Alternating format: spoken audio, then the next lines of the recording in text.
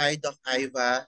I'm Bon from News 5 here in the Philippines. It's nice to speak with you virtually in this special topic that I think our public needs to know right now. So in celebration of World Encephalitis Day, let's start from the very first question. Dr. Ava, what is encephalitis? What it is all about? Well, encephalitis simply means inflammation of the brain. People might be more familiar with meningitis, which is inflammation of the lining of the brain. But this is inflammation of the brain itself, and it's caused either by an infection invading the brain, an infection invading the brain. This can be ordinary everyday infections that people might be familiar with, such as caused by COVID-19 or the measles or the cold sore virus is a couple of examples. But it can also be caused by the immune system going wrong and attacking the brain in error. So it's an often devastating neurological condition with, unfortunately, a high death rate. And for many who survive, it can result in brain injury, so injury to the brain, which can have life-changing consequences for some people. In local setting, Dr. Iva, encephalitis is well known in the Philippines if it is related to a mosquito bite disease, which is a Japanese encephalitis. So what is the difference between a certain Japanese encephalitis to that of a generic encephalitis? So that's a really good question. So in many ways, there is no difference because it's still the brain that's being invaded by an infection. The difference sometimes is in Japanese encephalitis, the person gets infected through the bite of a mosquito. But in some of the other forms that I mentioned, like the measles or COVID-19, those infections are just simply circulating in a person's system. And in those cases, it travels into the brain and breaches. We have a protective barrier called a blood-brain barrier. So in those cases, it breaches that blood-brain barrier and mounts an infectious attack. So the only difference really, although some causes, Japanese encephalitis is very serious. People often have very bad outcomes. But the main difference is how people are infected. So in some cases, through vectors like mosquitoes or ticks, and in other cases, it just happens as part of their central nervous system. Dr. Iva, when we speak about encephalitis, it's kind of a deep medical term. You know what? But in a layman's term, how can a normal individual or a normal citizen see what encephalitis is all about? Are there any symptoms that we can see physically once an individual is infected, or we need to do a lot of laboratory research or laboratory works for an individual to be diagnosed with encephalitis? So that's a really great question. So the infectious types of encephalitis and the causes done via a person's own immune system present in two very different ways. So to take the infectious encephalitis first, symptoms will vary, but generally people will begin to feel a bit unwell, like they've got the flu or something like that. Almost certainly, they'll begin to describe having a very serious head pain, almost like there's a band being tightened around their head. They'll begin to become drowsy, lose consciousness. Family members will often say that they've been behaving out of character, that they are not behaving like themselves. And that's a good indicator that there's something wrong with the brain. So they might go on to have seizures, so epilepsy, or enter into a coma. The autoimmune patients present very differently. They often present much slower, so infectious patients get poorly very quickly. The autoimmune types can be poorly for several weeks or months, and they will present like patients with psychiatric problems or mental health problems. So they'll again, the common thing is they'll be behaving differently. They might be behaving with psychoses. They might be having memory problems, sleep disorders, but they're often presenting over a much longer period of time and are mistaken for psychiatric patients. Now let's talk about your newest research, which is, I've read some of the highlights or points of it, and you've mentioned in the new research that suicidality can be a serious manifestation of encephalitis. Can you briefly describe the connection between suicidality and encephalitis and how it is linked with each other? Yeah, so that's a great question. So obviously this was a bit of a surprise to us, with encephalitis being primarily a brain, a neurological condition.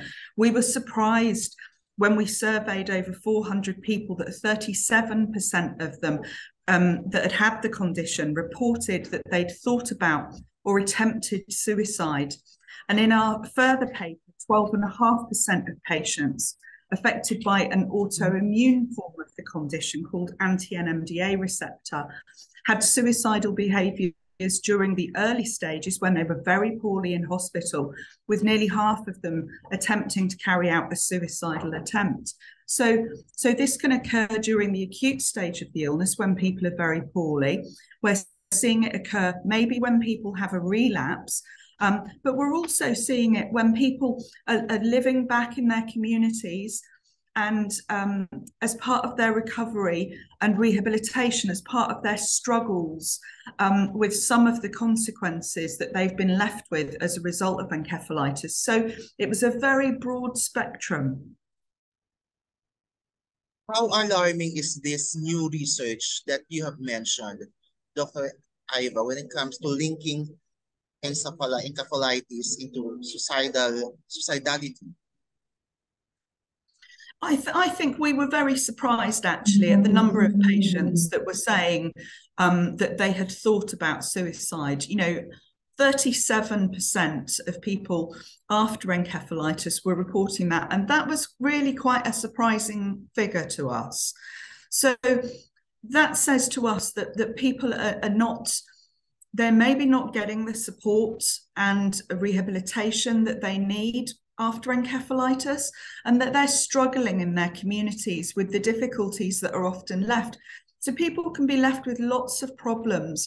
They can have profound memory problems. They can have epilepsy or seizures. They might be struggling with their emotions and how they think and how they feel. And of course, all of these things can lead to breakdown in people's families, loss of their employment or occupation. And so I think there's a whole range of reasons why. But the important thing is that one of the messages we want to get across this World Encephalitis Day is that many of these symptoms are highly treatable.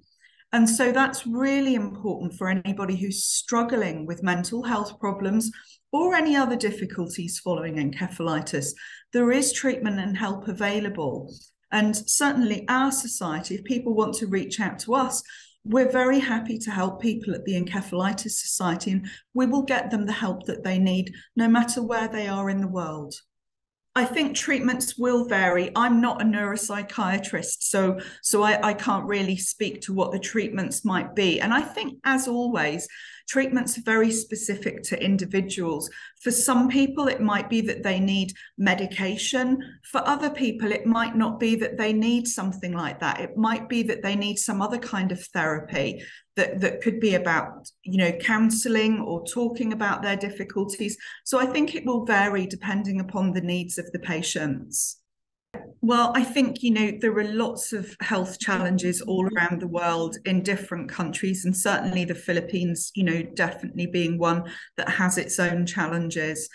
We can't fix things really quickly. There's a couple of things. I think, first of all, being able to be open and to talk about these things is so important. That's why World Encephalitis Day and raising awareness of this campaign is so important, because it's when people don't talk about things and they don't tell someone in their family or a friend, that's when things can turn to self-harm and to suicide.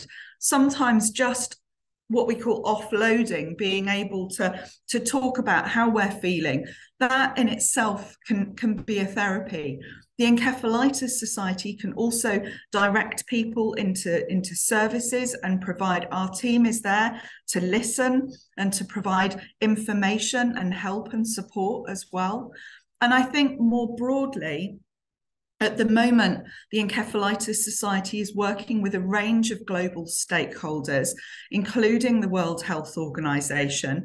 There is a meeting report coming out on World Encephalitis Day, or to coincide with World Encephalitis Day, from the World Health Organization that's called Why Encephalitis Matters. Now, that's really important because the World Health Organization have never said before that encephalitis matters. Now, once we start working with global stakeholders like the WHO, we can then begin to move into change that is at more policy level. That's when we can begin to make a difference in countries like the Philippines, where we can be talking to policymakers, helping people understand the implications of this condition and the needs of patients and their families. So I think there's a whole range of things that we can do. We can try and help people immediately by being open, by talking, and people reaching out to the Encephalitis Society. But it's much bigger than that. We need to be talking to global stakeholders and policymakers in country to change things. And we're going to try and push that forward and do that. Speaking of talking to global stakeholders, have Encephalitis Society coordinated with the local health department here in the Philippines, or do you have a local chapter of Encephalitis Society here in the country? We don't have a local chapter in the Philippines, and we haven't spoken directly yet to local policy makers in the Philippines. So what happens next after the meeting report that I mentioned that's being released by the WHO? There is then another report that is made. It's what's called a technical briefing. And that is a policy document then that can open up discussions with global stakeholders and policymakers around the world. So that's the next step towards being able to have discussions. But the Encephalitis Society is a global organization, and we can help people wherever they are. We do work with doctors in the Philippines. So we have something that's called the Encephalitis Conference, which is a global conference attended by over 400 people from over 50 countries each year. And we have representatives, neurologists from the Philippines who come and they link in with us so that they can take the good practice that they're learning about diagnosis and treatment of encephalitis back to the Philippines. So that is one of the things that we do encourage and that we do work with people to do. For the main work, for our main work, people can go onto our website, which is www.encephalitis.info. So people can contact us through that. But to get involved with World Encephalitis Day, we've got a couple of things happening. We've got famous landmarks and buildings around the world lighting up red for World Encephalitis Day. I don't think we've got one in the Philippines. I'm not sure. I haven't done a check-in with my team in the last couple of days because I've been busy doing interviews like this. So if there are any people in the Philippines who think that they can get a local building or landmark to light up red, we would love that. We've got pledges from around the world that include Niagara Falls, the Optus Stadium in Perth in Australia, and the lights in Piccadilly in London. We're urging people to wear red on the 22nd of February.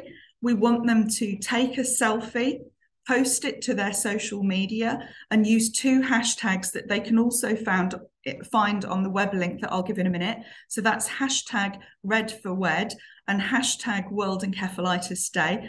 And for more information on how to get involved, people can go to worldencephalitisday.org. So to change this and to really make change happen, we want as many people to get involved as possible, because it's only by working together that we're going to be able to change things in countries like the Philippines. So please get involved if you're watching this. Thank you so much, Dr. Baston, for your time. I really appreciate this interview. I've learned a lot when it comes to this kind of particular matter and hope to speak with you again in the future. Oh, it's been my pleasure. Thank you so much for having us on the show. And, come on, Philippines, get involved and let's make a change together.